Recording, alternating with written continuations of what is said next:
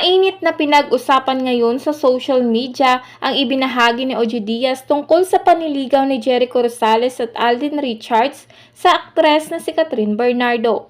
Sinabi ito ni Ogie Diaz sa latest episode ng kanyang Showbiz Update. Say ni Ogie, according to my source sa kampo ni Catherine Bernardo, nanliligaw na nga itong si Alden Richards kay Catherine at makikita naman daw yan sa kanilang body language. Say naman ni Mama Loy, kung naliligaw si Alden kay Catherine, paano naman si Jericho Rosales? Ano naman daw ang lagay nito kay Catherine Bernardo? Ayon kay Ogie, ang sabi din ng kanyang source ay nanliligaw din daw itong si Jericho Rosales kay Catherine Bernardo.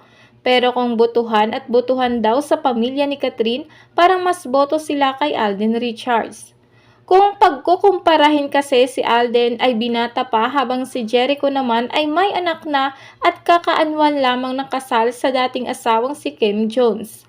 Kaya hindi kataka-taka kung mas papaboran ito ng pamilya ni Catherine si Alden Richards.